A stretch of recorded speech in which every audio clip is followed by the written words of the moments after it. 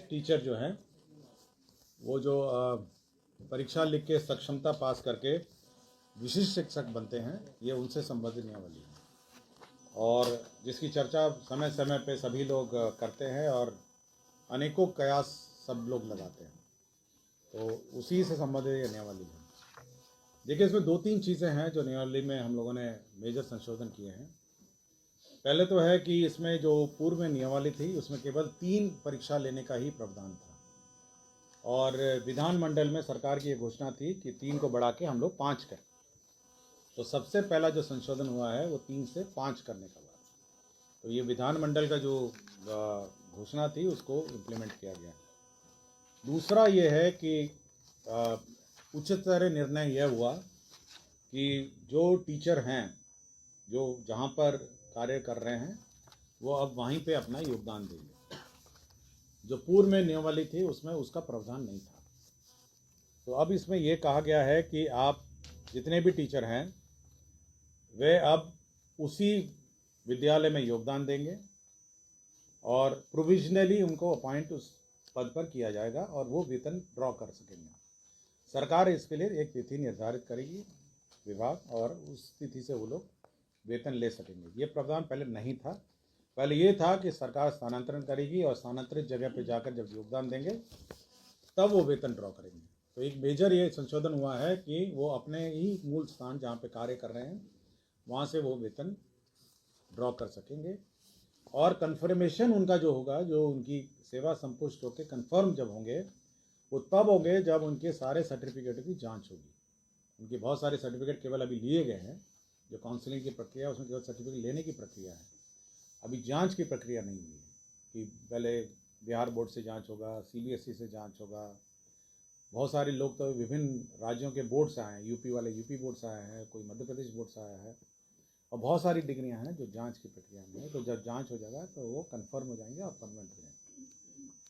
तो मोटा मोटी ये जो संशोधन है ये करने की आवश्यकता इसलिए पड़ी है क्योंकि सभी लोग ये कहते रहे कि हमको वेतन दीजिए और डेट अनाउंस करिए, तो इस नियमावली के लिए वो वेट कर पहले तो ये सर जांच के बाद जो है सो वहीं रह जाएंगे शिक्षक, मतलब जिनकी इच्छा है, मतलब अगर वो वहाँ रहना चाहें, लेकिन हम सरकार उनको दूसरे जगह स्थानांतरित नहीं करेगी। मतलब लेकिन ये जो पद है, जो टीचर है, ये स्थानांतरित, मतलब it can be transferable post है ये।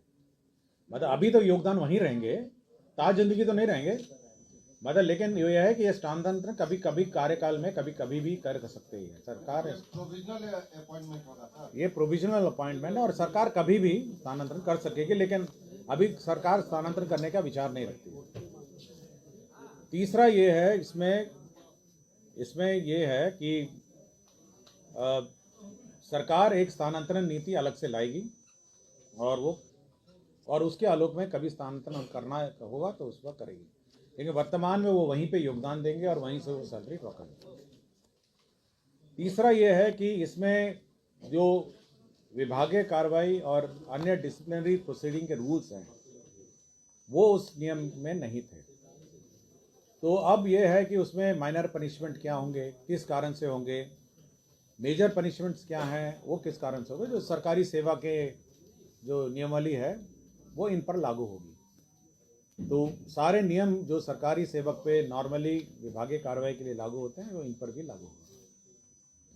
इसमें एक प्रोविजन और किया गया। देखिए, सरकार ने जो स्थानांतरण नीति है वो बहुत ही उदारपूर्वक, जहां टीचर ने मांगा वहां पे उस स्थानांतरण का सरकार ने उदारपूर्वक नीति अपनाई है। टीचरों ने कहा कि हमको जहाँ पे कार्य कर रहे थे वहाँ करिए, कुछ टीचर ने कहा कि नहीं हमको जहाँ पे हमारी इच्छित स्थान है वहाँ करिए। तो सरकार हमेशा बहुत ही उदारपूर्वक नीति के अनुसार सरकार स्थानांतरण करती आई है और ये हम लोग का विचार ये है कि जो भी नीति है वो उदारपूर्वक होनी चाहिए स्थानांतरण नीति। हम लोग को कोई ऐसा नहीं है, सरकार का ये नहीं है कि टीचर्स को कोई कष्ट हो प्लेस ऑफ पोस्टिंग में, और हम लोग ये सभी कंसिडर करके कर रहे हैं। लेकिन एक प्रोविज़न इसमें इस नियमावली में रखा गया है जो कि बहुत महत्वपूर्ण है और जिसके बारे में पहले भी चर्चा की गई है कई जगह। वो ये है कि अगर आप पढ़ाएंगे नहीं और आप लोकल पॉलिटिक्स में इन्वॉल्व होंगे, आप अन्य टीचर को डिस्टर्ब करेंगे और आप विद्यालय का माहौल बिगाड़ेंगे, तब जिला पदाधिकारी आपको उस स्कूल से किसी भी ब्लॉक और किसी भी अनुमंडल में स्थानांतरण कर सकता है, और अगर वो रिकमेंड राज्य सरकार को करेगा तो वो जिला भी बदल सकते हैं। तो यह प्रावधान रखा गया है कि अगर आप पढ़ाएंगे नहीं, आप दूसरे को कहेंगे, जैसे कल ही आपने एक वीडियो सुना होगा जिसमें एक टीचर कहती है कि आप अटेंडेंस फर्जी बनाइए। हम ही को सूचना मिली थी, हमको किसी ने मिल के दिया है, वो ऐसा नहीं है कि अचानक वो प्रकट कहीं से हो गया है। एक टीचर आई थी मुझे शिकायत करने के लिए कि उसकी हेड मिस्ट्रेस जो है वो दबाव बना रही है और गड़बड़ करने को कह रही है। आप सभी ने सुना होगा उसको।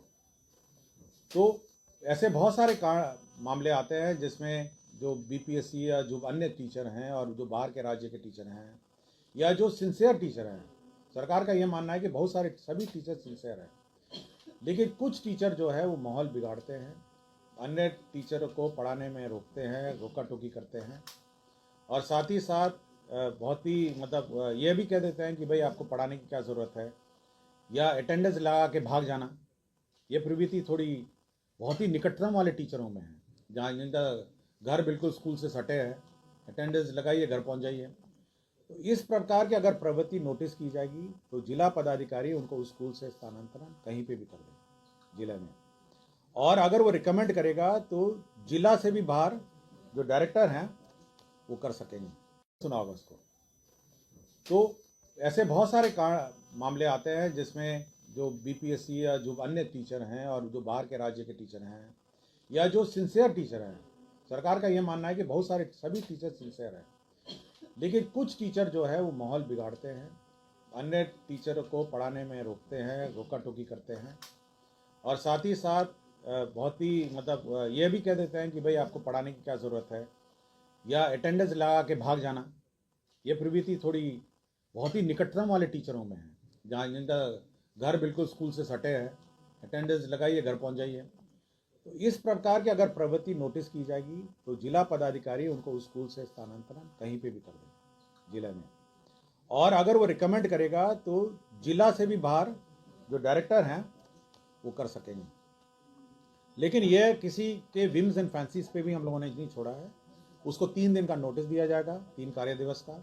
टीचर साहब को जवाब देना होगा कि क्यों नहीं आपको उसके प्रखंड, उसके जो स्थापित जगह है वहाँ से स्थानांतरण अन्य ब्लॉक में किया जाए या फिर जिला से बाहर किया जाए, यह उसको शो कॉज देना पड़ेगा, और उस शो कॉज के आधार पर वो ऑर्डर होगा। नंबर 1, अगर वो शुद्ध है, जिला पदाधिकारी आदेश थे, तो अपील का प्रावधान है कि राज्य सरकार के स्तर पर सचिव महोदय डायरेक्टर के यहाँ अपील करेगा, और डायरेक्टर के अगर ऑर्डर से अशुद्ध है तो सचिव के स्तर पर अपील करेगा। तो अपील का भी प्रावधान है। ऐसा नहीं है कि हम लोग मतलब अराजकता की स्थिति है कि कोई किसी को ट्रांसफर करेगा, लेकिन हम लोग उसको शोकॉज पूछेंगे। डीएम के खिलाफ बोलेगा डायरेक्टर, जो निदेशक है एजुकेशन डिपार्टमेंट में, और निदेशक का जो अपील होगा वो सेक्रेटरी एजुकेशन के अपील में होगा। तो उसका अपील का भी हमने प्रावधान दिया। मैं इस प्रावधान की बात कर रहा हूँ, ये जो स्पेसिफिक कि अगर आपको जो आपका जो पदस्थापित स्थान से अगर आप पाए गए कि सपोज आपको विरुद्ध कंप्लेंट हुआ कि आप स्कूल में पढ़ाते नहीं हैं, अटेंडेंस ला के भाग जाते हैं, तो कंप्लेंट करेगा पब्लिक काम।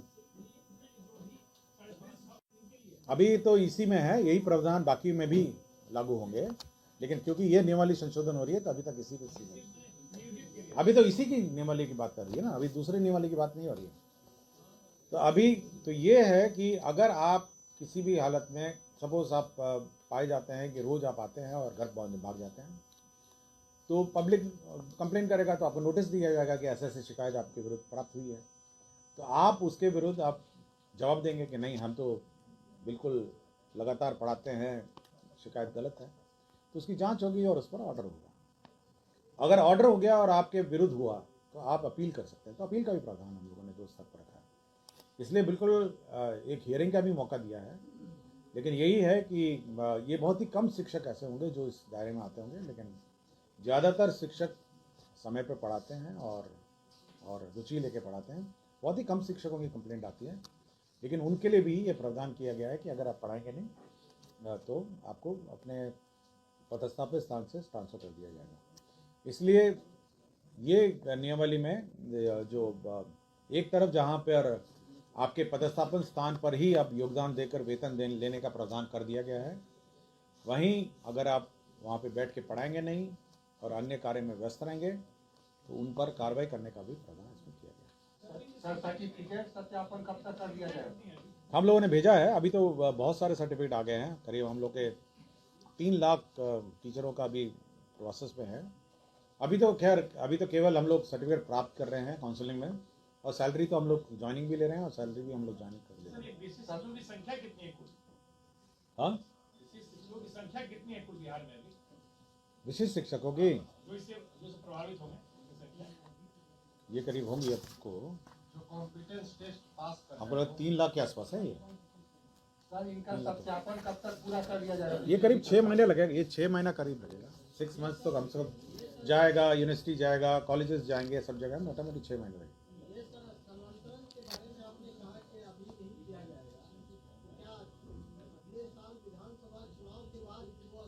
ये मैं नहीं बता सकता, ये मैं आपको नहीं बता सकता। मैं इतना ही कह रहा हूँ क्योंकि आप राज्यकर्मी है तो राज्यकर्मी तो स्थानांतरित या होंगे, ट्रांसफरेबल होंगे, लेकिन वर्तमान में जो प्रावधान किए गए हैं आप अपने स्कूल में ज्वाइन करेंगे और पढ़ाएंगे। और सर अभी जो एक महीने जो ट्रांसफर वाला सूची है वो कब तक जारी होगा? वो कब तक उस पर कार्रवाई होगी? अभी मैं इसके बारे में बोल रहा हूँ, उसके बाद तो कार्रवाई हो रही है। उसमें 6 कैटेगरी है, नहीं वो कब तक उस पर आप कार्रवाई करेंगे? उस पर तो फेज वाइज करेंगे, हम लोग करेंगे उसको। 3 महीने में? इतना लंबा क्यों बोल रहे हैं आप? हाँ, आप इतना लंबा क्यों बोल रहे हैं? 1 महीने? अब ये मैं नहीं बताऊंगा, लेकिन हम लोग कार्रवाई कर रहे हैं। चलिए जल्दी कर।